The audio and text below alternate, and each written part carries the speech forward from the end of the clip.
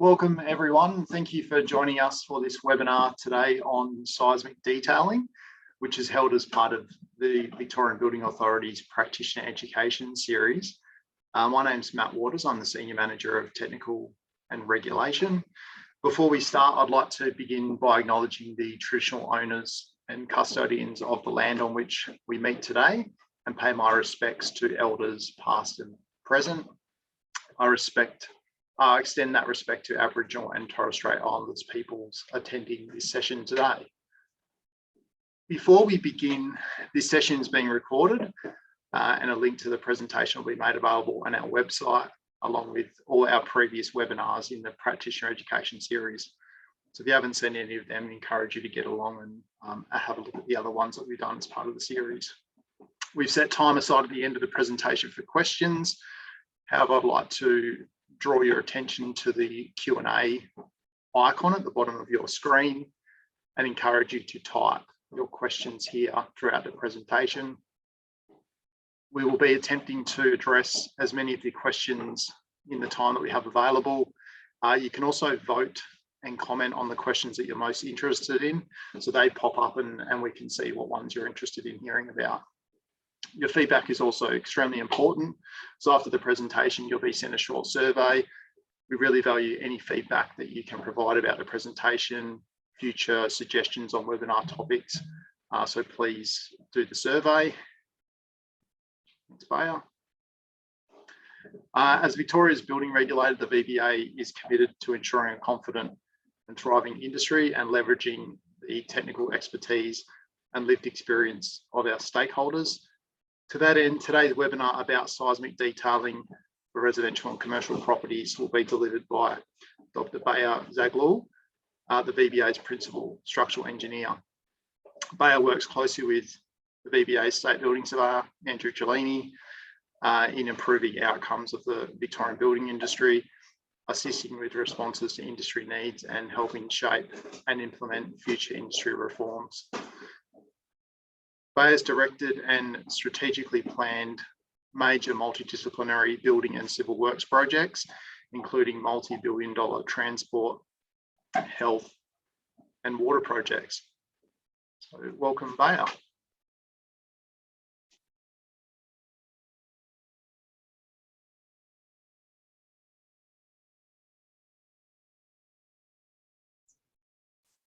Hello, everyone, and welcome to this session. And it's an absolute pleasure to have you.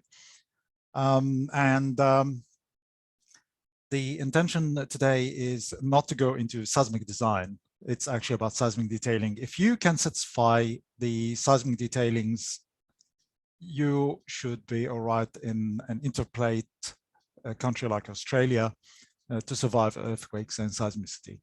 So the contents of today, we'll be speaking about the earthquakes in Victoria, touch on the 2021 Mansfield earthquake, the NCC building classes, seismic responses of buildings, building vulnerabilities, which will identify some of the items, including which material as the fact would be dominating.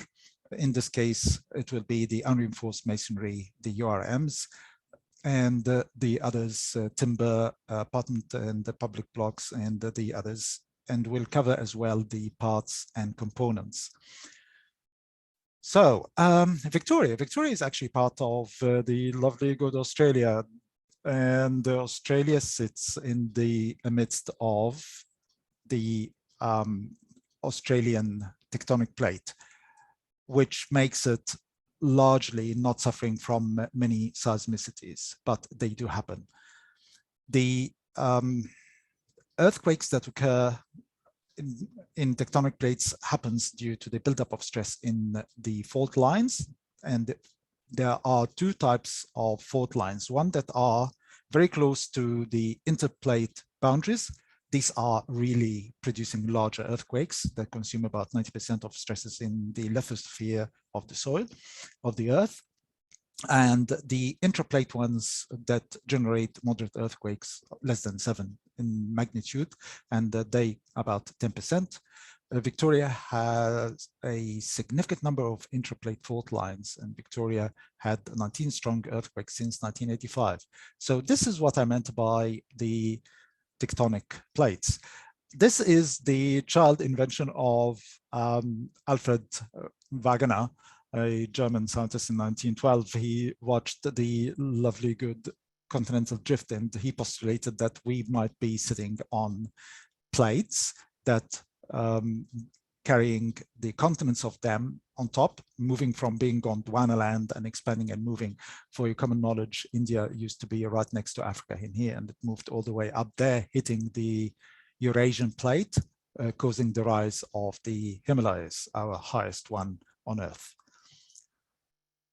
The earthquakes do happen quite a lot, and they happen in Australia at different times. But if you'd like to see, they do not happen all of a sudden. So they take time to occur. Australia is blessed by the fact that we do not have anything more than 6.9 ever recorded, which is the way out.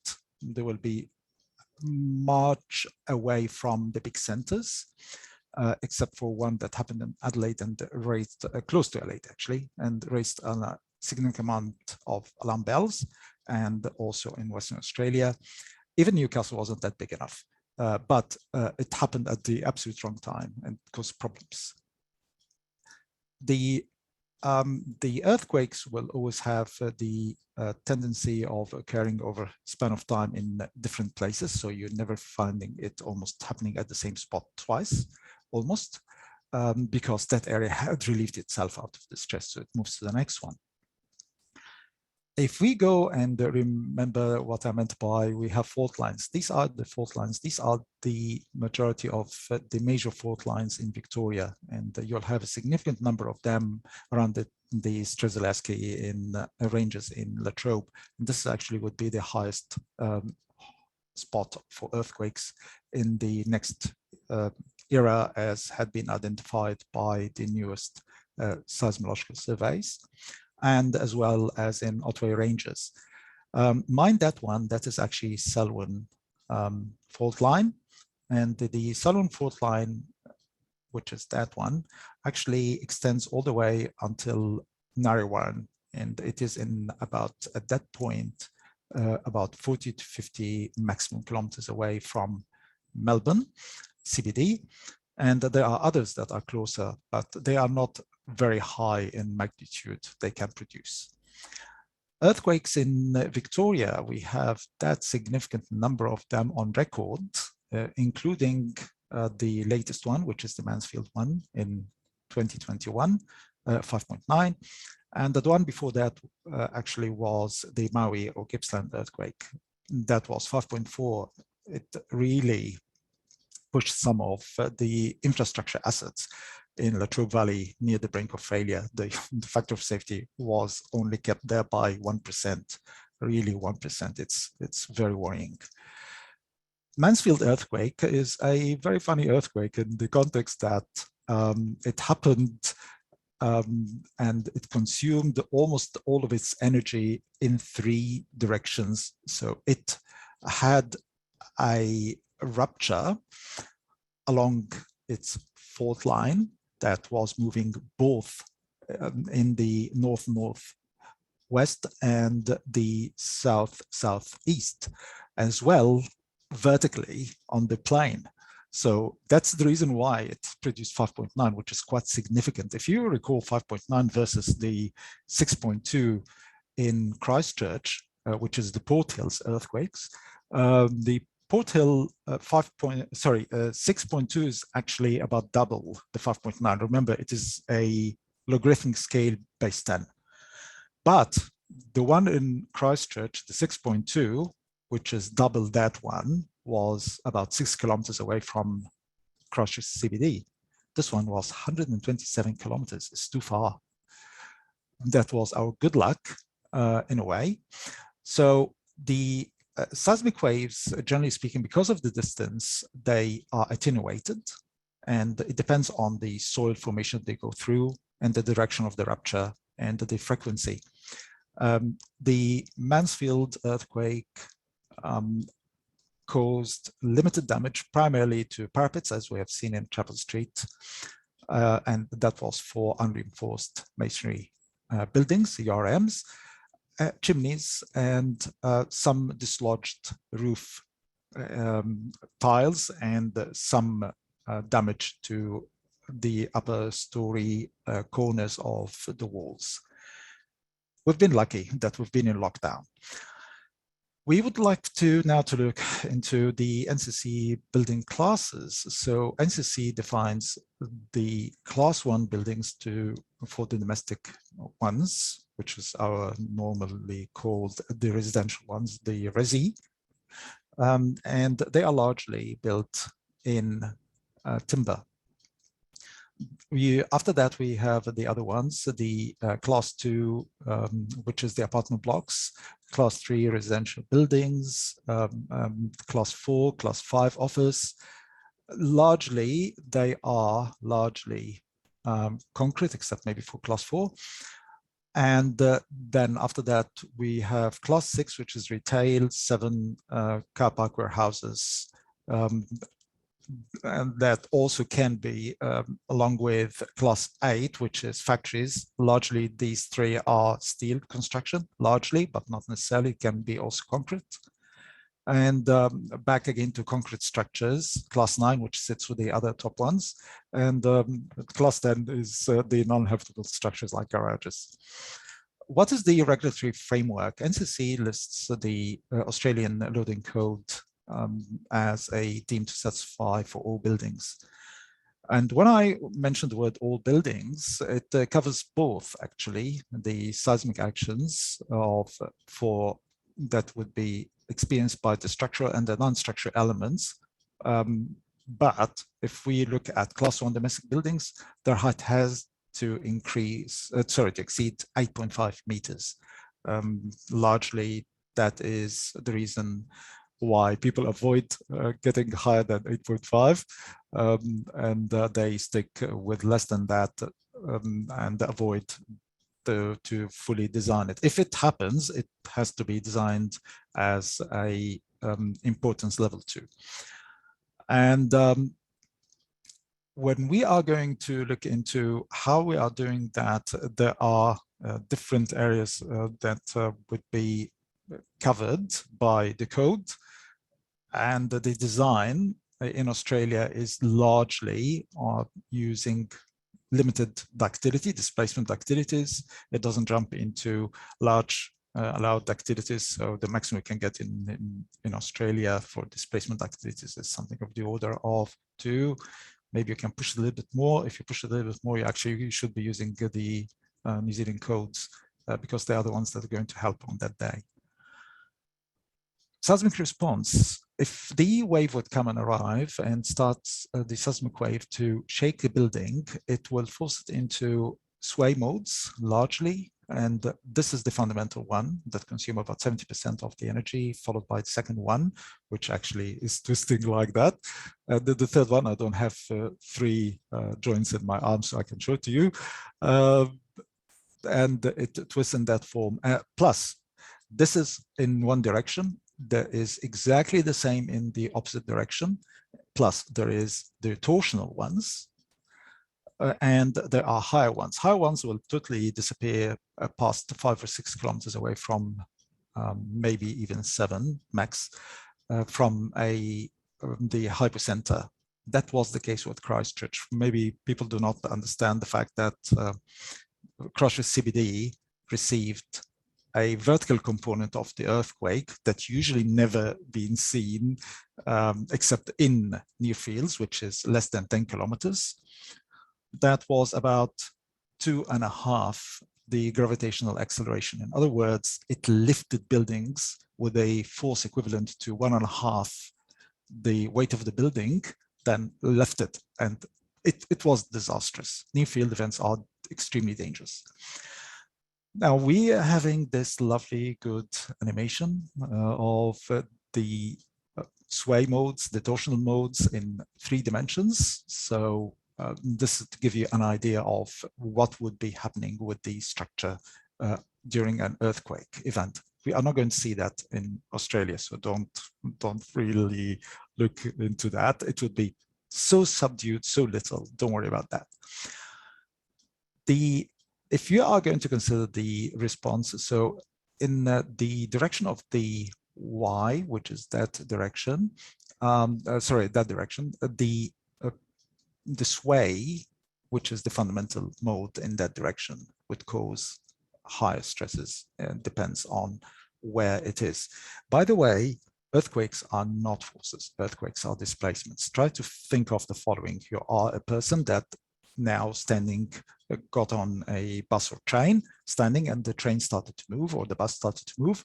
Your feet actually following the floor of the train or the bus, but your upper part, the torso, does not. It's still stationary. So you just feel like you're falling back. It's actually not falling back. It's it's your top part is not moving. Your feet are. So then you pull yourself forward. When you pull yourself forward, that's the force exerted by the structure to resist the base movement. And it creates these stresses. And likewise in the opposite direction, and this is the torsional. So this building actually is rotating. That will create story drifts. Story drifts largely would be higher the more you go in the structure. If you exceed, by the way, 12 stories, wind will be dominant. Earthquakes would be doing almost nothing.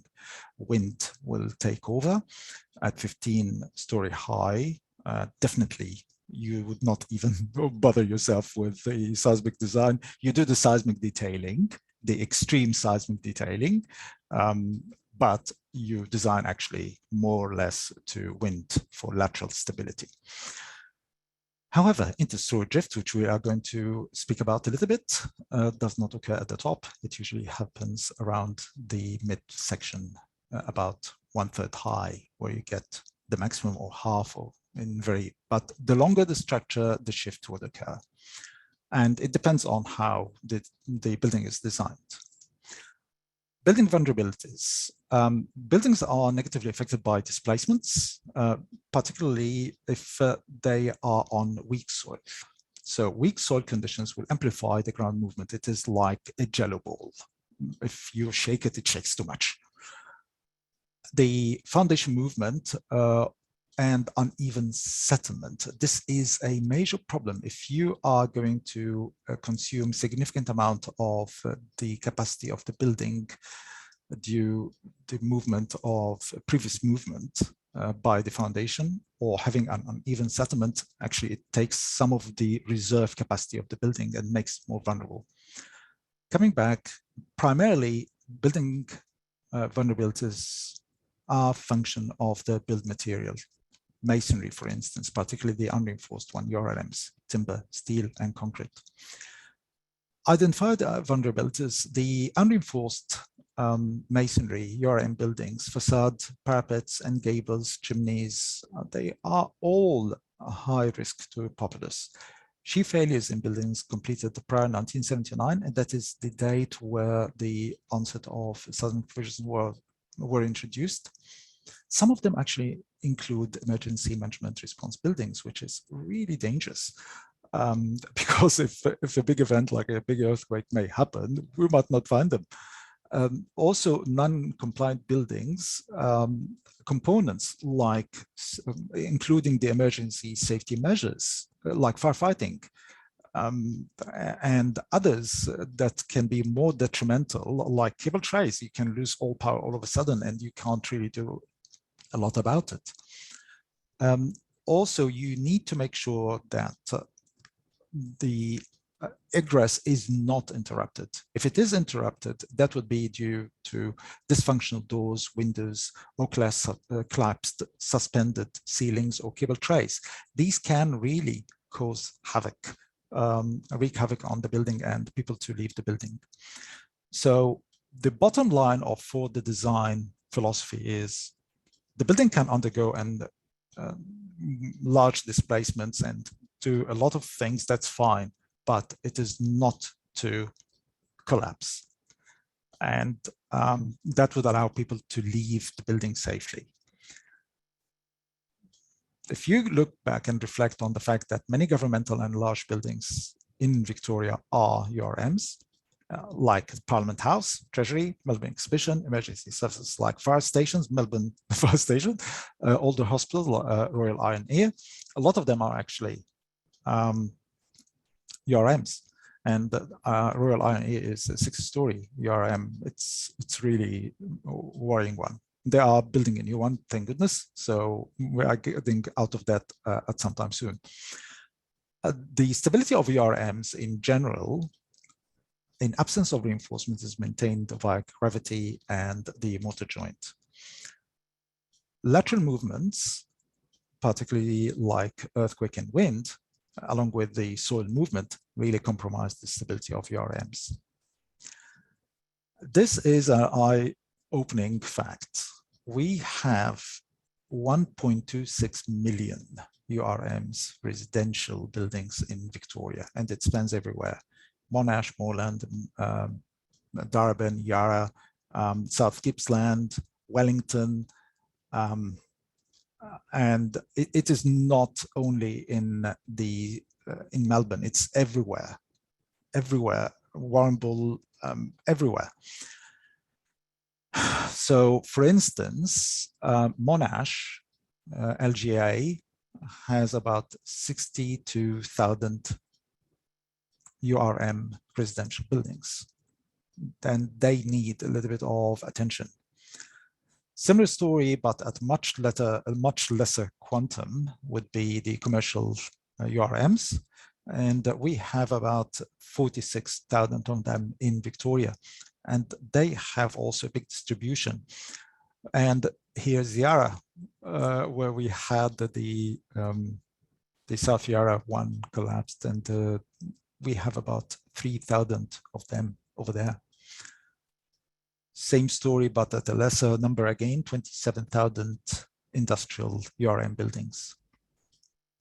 URM vulnerabilities, largely they would be having failure in facades, walls, parapets, chimneys, and gables, or sliding due to damage of the mortar joint due to carbonation and dilapidation. Also, earthquakes can, the soil movement can really cause these ones to the mortar and the walls to suffer a lot and become much weaker even before an earthquake. So what are the modes of failure? We have the diagonal shear, we have the sliding, it can occur in the brick or on the mortar joint. Bending, where you'll see this is crushed, this is uplifting, and out of plane due to the absence of corrosion of wall ties. Wall ties are very important, and I regret to say many of the new builds do not include them, which is an absolute no-go. This is an example of out of plane failures. This is actually in Japan. This is actually in Christchurch. You lose the whole front. It's funny that in this case, it was the parapet on Chapel Street. We've been lucky that we were in lockdown. If Chapel Street had the normal people moving up and down, we could have had a significant loss of life.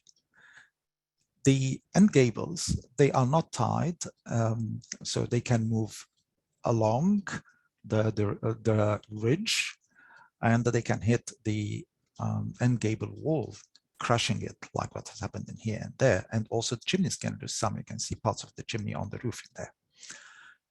How we can strengthen them?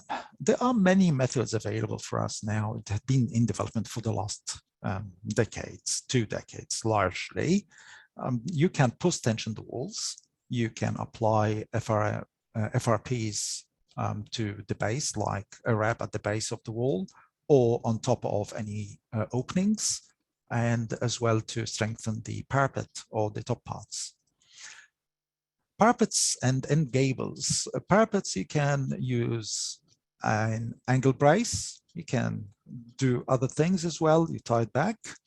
Or if it is an end gable, you have to have a tie that will go and attach to the wall to stop it from moving freely and collapsing.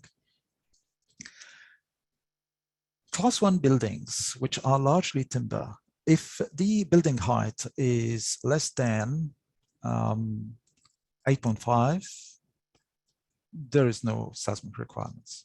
If they are greater than 8.5, they are to be designed as important level 2 as per the NCC.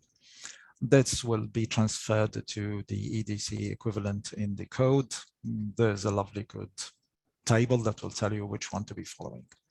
But largely, seismic detailing has to ensure the following: to provide robust load paths.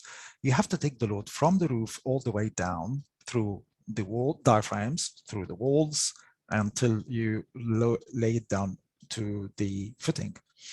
You have to have an adequate bracing. You have to connect the structure, not to allow it to be like a house of cards where it can all flip and go. No, you have to tie them together.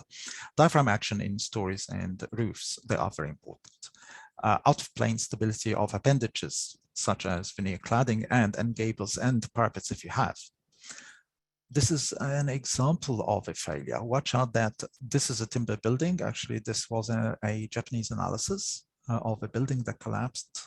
And initially it will sway that way, then the other way, then the corner column actually will sway towards us. And that's when the biaxial movement would crash that corner, collapsing the whole building.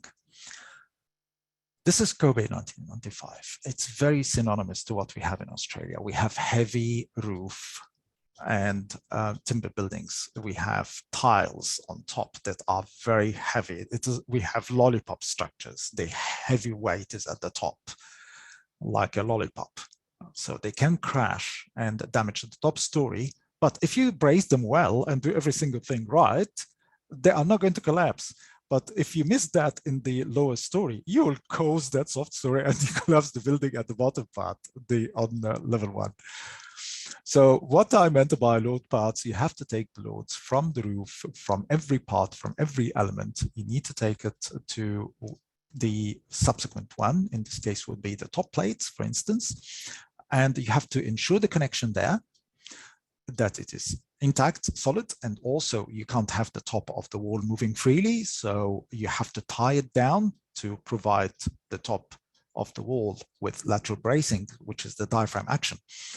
Then it will fly down through the studs. Again, it will come to the intermediate ones. It will be distributed by either a girder like that one, and will come down in another stud, and finally it has to end in the foundation. All of this requires meticulous connections and intact detailing for it. So for instance, in this case, this would be the case of taking the load of a roof and all the way to the top plate, into the studs, and finally into the foundation, and into the footings, and the footings into the foundation, which is the soil that's supporting the footing. Remember very well that even these are not load-bearing, these are the load-bearing walls, but they still need to be tied. Why? Because you can have a window, you can have a door, you can have whatever you would like. You can't leave it like that. You need to tie it. So you tie it up, but you ensure the gap. If this wall, even if it is in the middle, and this whole building is moving in that direction, it would be swaying and squatting. So you need to do another thing, bracing. Bracing is quintessential, even if we are going to use the 1684.2, which is the one that is largely used, not the 1720.1, which is the engineered one.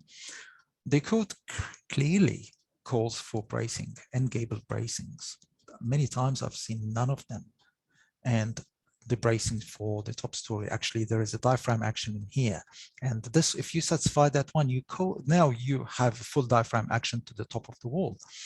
And sheet bracing in here as well. The sheet bracing there would be providing these walls like that brace. They are mightier than the cross brace. And as well, if you have a subfloor and an elevated foundation, you need to brace that as well. So bracings in the 1684.2, it will tell you that for every direction, it comes from wind. And if you satisfy wind, largely you'll satisfy earthquakes, largely in Victoria. You need to stop the movement of the walls, not to, because they initially would be like a rectangle. If you push them from the top or by the wind or whatever, they turn to parallelogram. That if you keep on doing that a lot of times in oscillations or under extreme wind event, things will start to move and dislodge, and you'll start to have partial collapse. So you have to actually study both directions of the building. If you remember, there was a prime direction of the building. If you remember there, which is that there were, it moves in all directions. And if we look into this, there was a direction, a prime direction in that direction, orthogonal to it to the other one, and also the twisting. Leave the twisting, it's not going to be seen that much in the residential buildings. It happens, but not significantly. So these need to be braced properly, and you have to satisfy both directions of the building. Bracing, the traditional wall construction will always, you'll have much better luck if you have a sheet bracing, and with sheet bracings you actually provide very robust bracing. It's right next to a big opening, so it's very important that you can do that. Here you have a big opening in here, and I'm worried about that end, but you'll see a better solution in the next one. Here you have a window, yeah, that cross brace can satisfy. But actually, if you have a big door, you have to go into that level if you'd like to satisfy the thing. Sheets are very important. They are very strong. Internal walls, you can do them by speed brace. Please, when you are using sheets, don't use particle woods. Particle wood does, if it moves, it will crack. It doesn't have tension capacity. Plywood, yes. Particle woods are not to be used. This is what I meant by the bracing for the gable. You can see that brace beam, it fixes to all the rafters and connects at the bottom plate, as a top plate of the wall, and as well with the ridge. Alternatively, you can have two of them forming that inverted trapezium to control the movement of the ridge, to allow it from to disallow it from freely moving in that direction, but you have to also to add that one, which can be a big problem. Bracings of the top floor walls. At the top, it's very important to have the tie downs. If you don't have tie downs, you miss that. And if you are tying it to the wall, you need to ensure that you are tying quite well to transfer the load from the roof structure, and as well to tie the top of the walls. So the wall at the top is held. It doesn't move freely. If it's only sitting on the wall, it can slide. Yes, not easily, but it can. And if you have an extreme wind event, actually you can lose footing completely and start to collapse.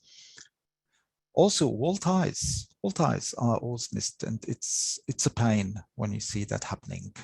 This is the right side of construction. You have to have wall ties like that, but they are usually missed, and or of a very poor quality material. You can buy them from Ancon as 3 or 4 or 316 ties, stainless steel ties, and they live for life. You can get them galvanized, and they will work quite well as well. But don't go for cheap non-galvanized ones. They were corrode. They will not survive. But at least if you have them, better 10 times than not having at all. The metal web floors, which rigorously had been replacing all the timber floor rafters and beams, they are really thin, and they are like house of cards. You need to brace them, because if you do not, they will fall. And that's why during the Mansfield earthquake, lots of people experienced lots of movement in the top story and almost nothing on the ground. You can't rely on the plywood sheets that provides the floor of the upper story to do the diaphragm action. They would not be able to. Nails are not going to. Actually, nails will cut through the, in a case of extreme event, through the particle wood quite easily. So what we need to make them robust, we need to have a robust load path. So it has to be connected, very well connected. We have to define it. We have to understand where the load is traveling from to. And we have to have adequate bracing. Diaphragm action is ensured in story floors and roofs. Out of plane stability of appendages, such as the veneer cladding and gables. We have to make sure that all of this has been satisfied. And in this case, if we have an earthquake, we should be all right. Definitely should be all right. Also make sure that somehow to tie your roof tiles. I know that people sometimes remove the wires and not put them back. If you do so, you better put back one row and miss one row and miss that. Apartments, commercial and public buildings, they are largely either steel or concrete structures. If they are steel, steel pertains to flexibility, homogeneity, and ductile response. It's great, lovely, until Northridge happened in 1994. Concrete structures usually have to under reinforce them, because if you under reinforce them, they actually go into so-called ductile behavior. If you over reinforce them, they will go brittle. You don't want to do that.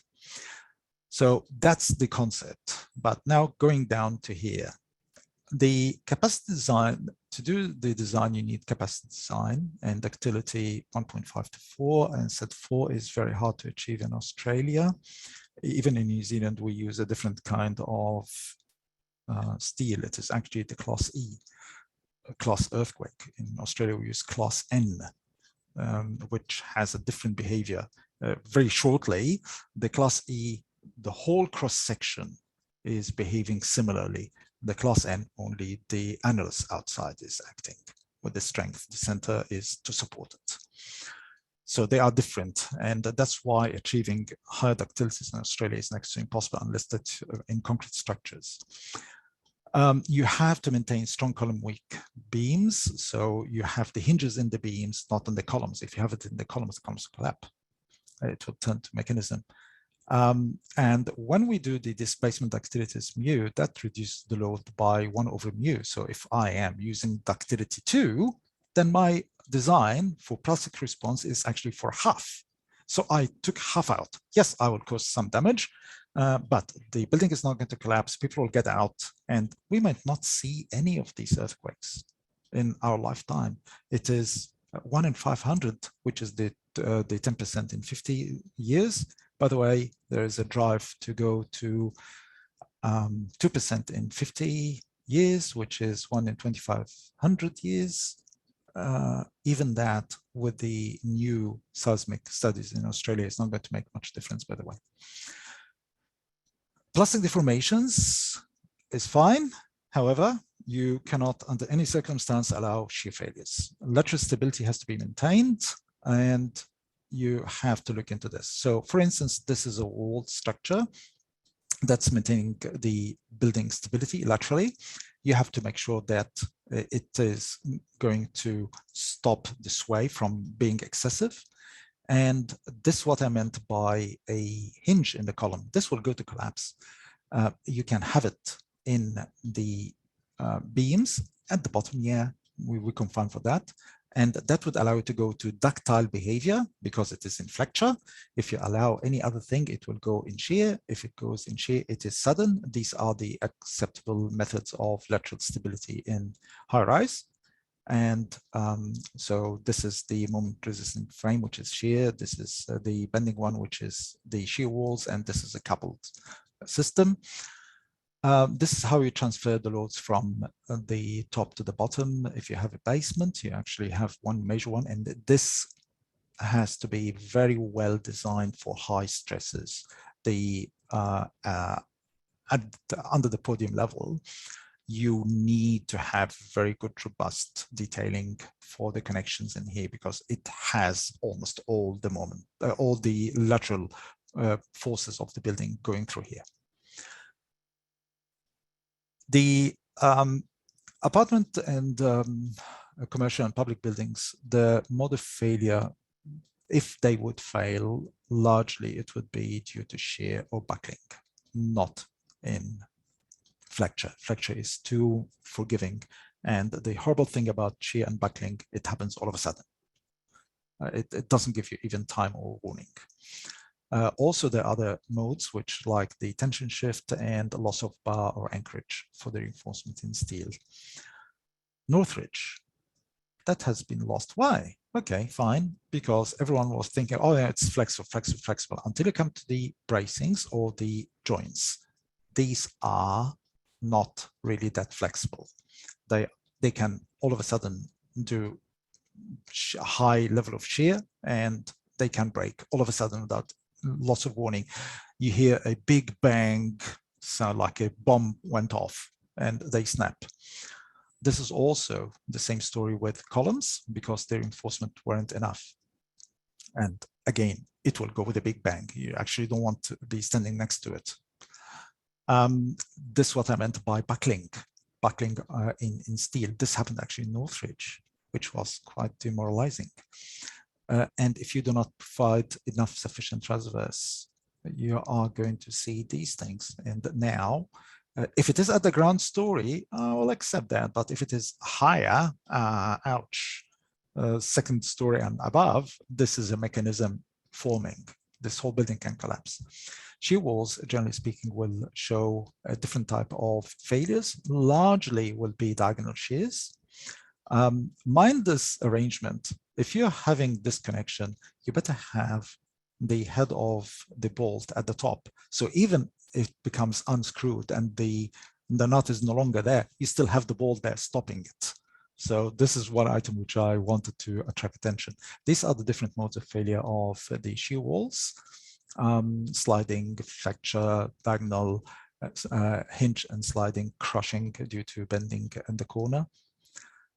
This is what I meant by transverse reinforcement improvement. Since probably 1989, there was a realization that we need to confine the center of the concrete and that we need to maintain that. So transverse reinforcement were pushed.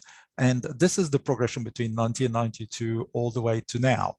So watch out for this. Too much here. I know that there were none there. There were little here. No, actually, you put a lot in there and actually go to 1.5 above the connection. Why? Because of tension shift, which is a total different topic. Beam column connections, they actually, if you go into the full design, they do not follow the beam theory. They are non-Bernoulli, so they are not B regions. They are disturbed or D regions. They go madly into shear failure. You need to satisfy that. And if you are going to have any plastic hinge forming, even a small one, you have to ensure that nothing is going to collapse in here because of the core is disintegrating. You have to confine the core. Yeah, they can break, but still stay where they are. That's fine. And the slab column connections. This is failure because of lack of bottom reinforcement. People didn't extend to the bottom reinforcement and they said, oh, we don't need it. That was a disaster, actually. That happened. These are the reinforcement. All of you can see these high concentrations are where the area we would expect a shear rise. If you are going to splice, you better do this because there would be a disturbed region in here raising up the shears. And this is what I meant by the bottom reinforcement. Actually, you double it on top, which is that mode of failure. Non-structural elements. Okay, what are they?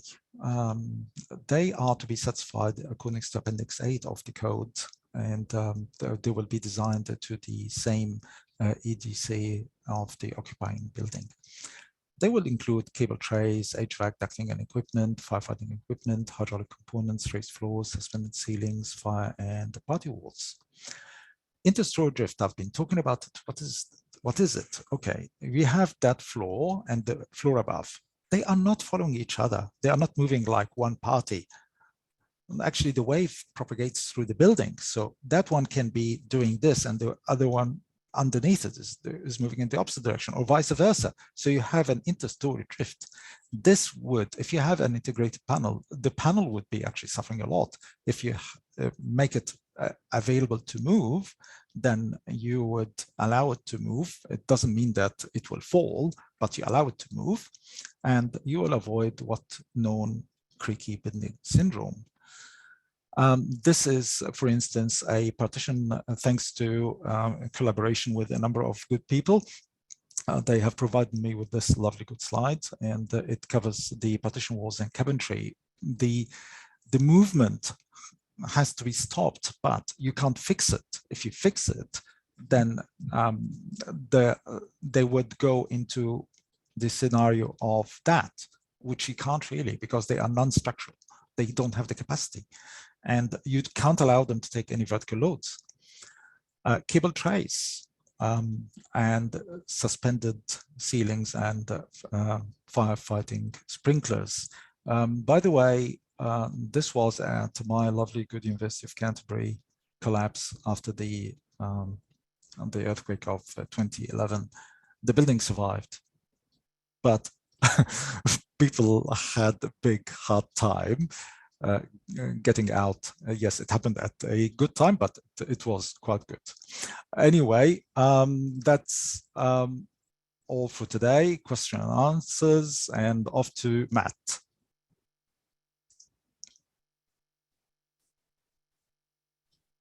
Thank you, Bayer. That was really interesting. I'm sure everyone that attended would agree. Thank you for your presentation. So we're going to open up the Q&A now. So Bayer, happy for you to have your camera on. Thanks. Thank you. So there's not a heap of questions in the Q&A at the moment, so we'll just pick through them. And obviously, if you're interested and you have any questions post Bayer's presentation, just feel free to put them in the Q&A and we'll answer as many as we can. So there's some questions. There's one from Adrian Bayer around, could we have more historical info as a way of predicting our chances? Might be one to comment on. Oh, you're muted. Sorry, Bayer. My mistake. Sorry. In a virtual sentence, earthquakes are going to happen. Don't worry about it. So it's it is not a matter of whether they happen or where. They will happen at some point. But when is the big question? When and where? But they will happen. Can we see the future? Yes, if you have an activity in an area, it relieves the stresses, so you're not going to see it again for a good number of years. So if I have a Maui earthquake, I should not expect another one in Strzelecki quite soon.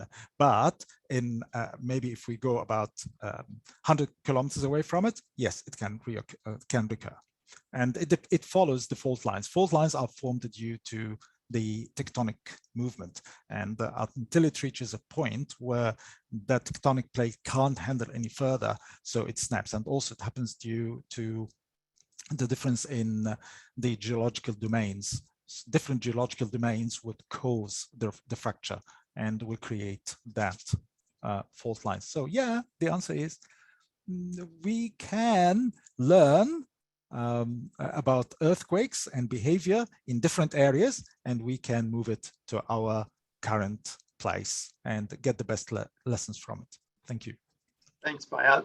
There's a couple of questions with this theme, but there's some questions around, I guess, the regulatory space and whether it's likely for regulations to be changed, for earthquake safety, and probably some of the things that you touched on in your presentation. So following that, there's also another one that's talking about, are there any reinforcing plans in place for existing buildings? So maybe just a bit about the work involved in that. Excellent questions. Thank you very much. And thank you, Matt.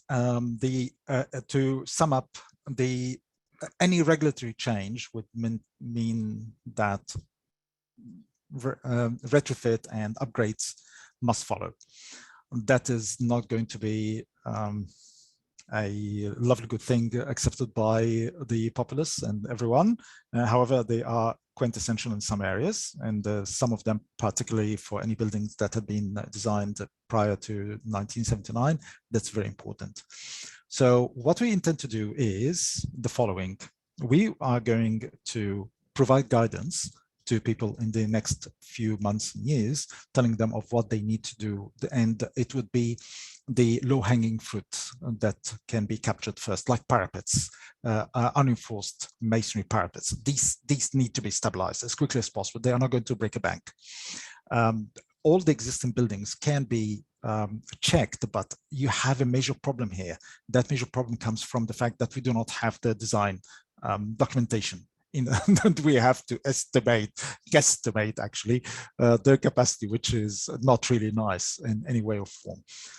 So it is a task, and it was a demoralizing task in Christchurch. I remember that very well, in the 90s. But that has made a big difference in the 2000s when the earthquakes happened. Darwin in 2010 and 2011. The one we missed was the Canterbury TV building, which pancaked all the way down.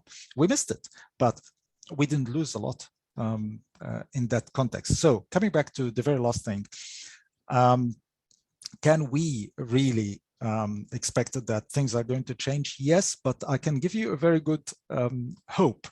The new seismic models shows that actually the expected seismicity in Australia is not as predicted previously because of more knowledge, but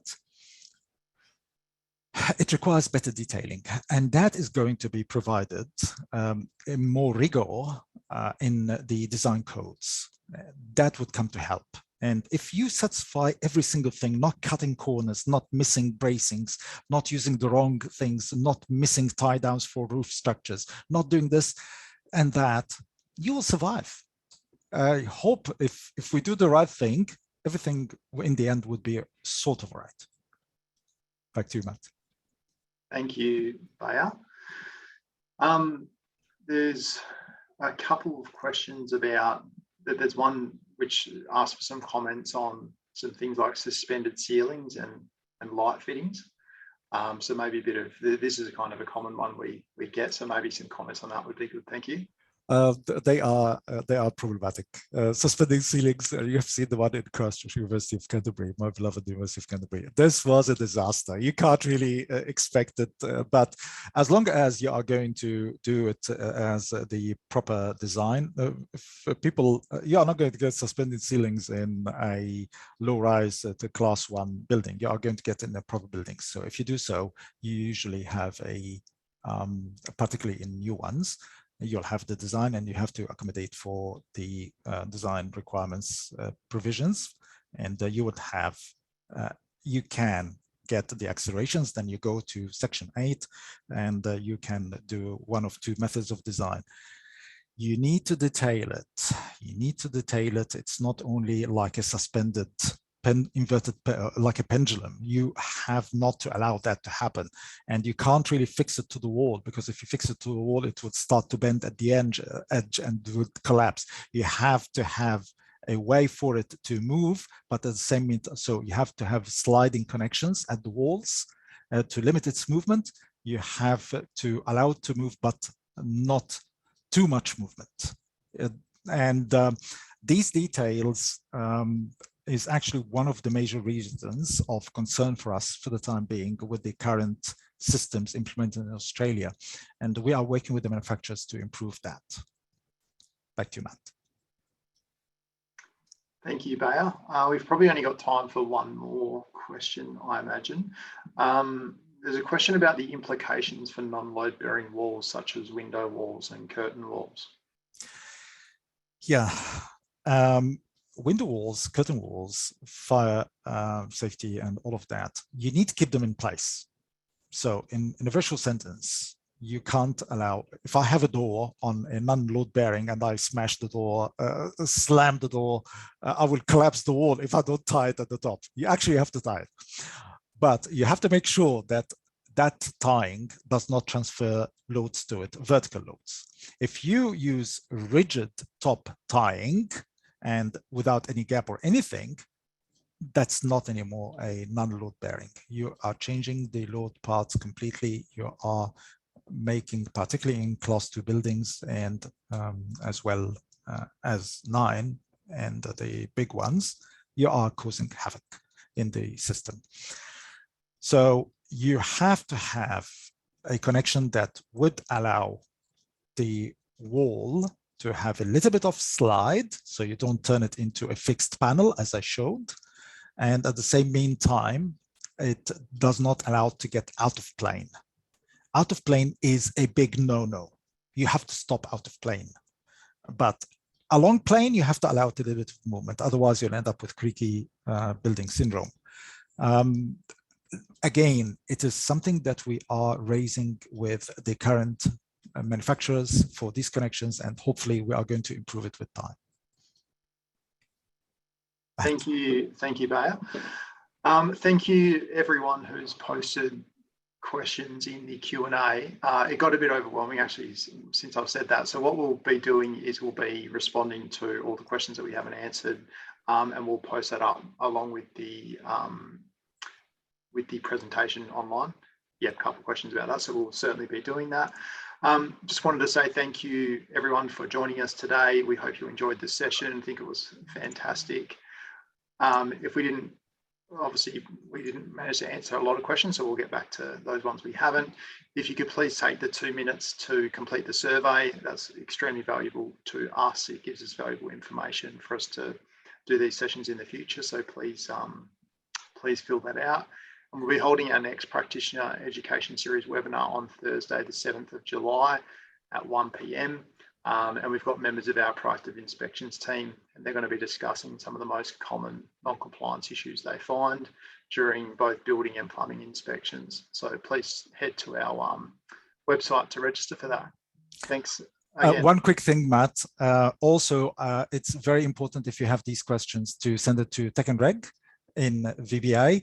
They are the prime contact, and Tech and Reg will pass it on to the team. It will come to me at the end, but this is quite important that to have this communication. Any further questions, please, Matt is the head of Tech and Reg. Please address it to Matt or the team, and we'll get you the solutions for your questions. Thank you, Matt. Thank you for hosting. You've been a great chair for that meeting, and MC. Great. Thank you. Thanks, Matt. Thanks, everyone. Have a good rest of your day.